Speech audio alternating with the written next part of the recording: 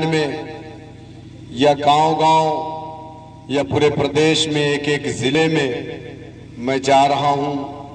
एक एक गांव में मुसलमानों के दरमियान में मुसलमानों को बेदार करने की बात और एक मरकज़ सियासी पर इकट्ठा करने की बात कर रहा हूं, तो उसके पीछे सिर्फ एक मकसद है।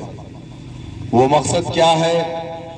वो मकसद ये है कि हम अपने ही मुल्क में जो 2 नंबर के शहरी बनाए जा रहे हैं, हम इस चीज को कतई बर्दाश्त करने वाले नहीं हैं। हम इस मुल्क के बाइज़्ज़त शहरी थे, हैं और रहेंगे।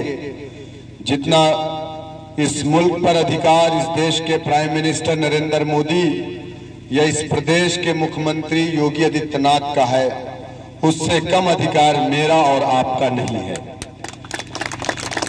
इस मुल्क के अंदर जो मुल्क का सदर होता है यानी राष्ट्रपति होता है, या वजीर आजम या किसी भी सूबे का वजीर आला होता है, उसको या एक आम आदमी को ये मुल्क का संविधान बराबर का दर्जा देता है।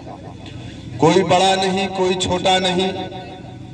प्राइम मिनिस्टर को भी एक ही वोट देने का अधिकार है, आपको हमको भी एक वोट देने का अधिकार है।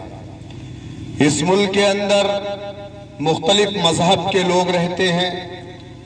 हमारा मुल्क गंगा जमुनी तहजीब का गहवारा कहा जाता है।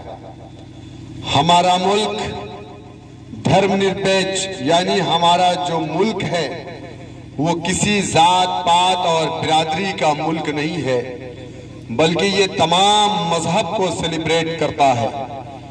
हमारे मुल्क का जो संविधान, जिसको बाबा साहब भीमराव अंबेडकर ने लिखा है, उस संविधान के तहत इस मुल्क के अंदर बसने वाले तमाम नागरिकों को, चाहे वो किसी धर्म से, चाहे वो किसी बिरादरी से, चाहे वो किसी मसलक से, किसी अकायद से ताल्लुक रखता हो, उसको बराबर की आजादी है। अपनी पसंद का खाना खा सकता है, अपनी पसंद के कपड़े पहन सकता है, अपनी पसंद से अपने चेहरे पर दाढ़ी रख सकता है, नहीं भी रख सकता है, अपनी पसंद के मजहब को अख्तियार कर सकता है, अपने पसंद के जो भी चीजें खाने और पीने की है वो खा सकता है। उस पर कोई पाबंदी आयद नहीं होती। हमारा संविधान, हमारे मुल्क का आईन इस बात की इजाजत देता है। इस मुल्क के अंदर कुत्ता बिल्ली सूअर खाने वाले भी हैं। इस मुल्क के अंदर ऐसे लोग भी हैं जो प्याज और लहसुन भी नहीं खाते। इस मुल्क के अंदर ऐसे लोग भी हैं जो बड़े का गोश्त खाते हैं, छोटे का भी गोश्त खाते हैं, मुर्गी का भी गोश्त खाते हैं, बकरे का भी गोश्त खाते हैं। इस मुल्क के अंदर हमारा मुल्क एक खूबसूरत गुलदस्ता है, और गुलदस्ता कोई खूबसूरत कब होता है? जब उस गुलदस्ते के अंदर मुख्तलिफ किस्म के फूल होते हैं, रंग बिरंगे फूल होते हैं। हमारे बड़ों ने कहा कि हमारा मुल्क एक गुलदस्ता है, और ये गुलदस्ता इसलिए खूबसूरत है कि इस मुल्क के अंदर तमाम मजहब, तमाम मसलक, तमाम किस्म के लोग रहते हैं। लेकिन आज इस मुल्क के गुलदस्ते को अगर कोई तोड़ने का काम कर रहा है, अगर इस गुलदस्ते को कोई पसपा करने की कोशिश कर रहा है, तो वो इस मुल्क की वो फासिस्ट ताकतें हैं जिसे हम आरएसएस, बीजेपी, बजरंग दल, हिंदू युवा वाहिनी के नाम से जानते हैं। इस मुल्क के अंदर मुल्क की आजादी के बाद 2 सेकुलर पार्टियां थी। एक कांग्रेस पार्टी थी और दूसरी मुस्लिम लीग थी। हमारे बड़ों ने 1948 में लखनऊ के रिफाए आम क्लब में एक कन्वेंशन बुलाया और कहा कि ऐ मुसलमानों, कांग्रेस पार्टी तुम्हारी पार्टी है, मुस्लिम लीग तुम्हारी पार्टी नहीं है। हम मुसलमानों ने लब्बैक कहा कांग्रेस पार्टी के नेता तुम्हारे नेता है, यही तुम्हारे सियासी कायदीन है, तुम्हारे सियासी रहनुमा है। हमने लब्बैक कहा।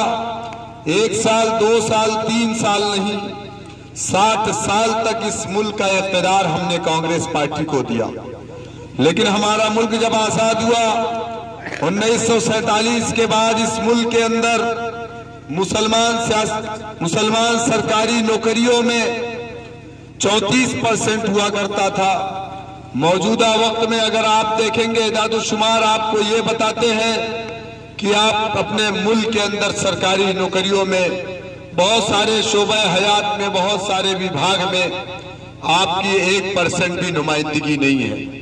वहीं पर अगर आप उत्तर प्रदेश के पुलिस थानों का दौरा करेंगे तो हर थाने में आपको यादव दरोगा, यादव पुलिस मिलेंगे। अगर आप थाने में जाएंगे तो आपको दलित का बेटा भी पुलिस ऑफिसर मिलेगा, पुलिस मिलेगा, कांस्टेबल मिलेगा, सीनियर ऑफिसर एसपी मिलेगा, एसएसपी मिलेगा।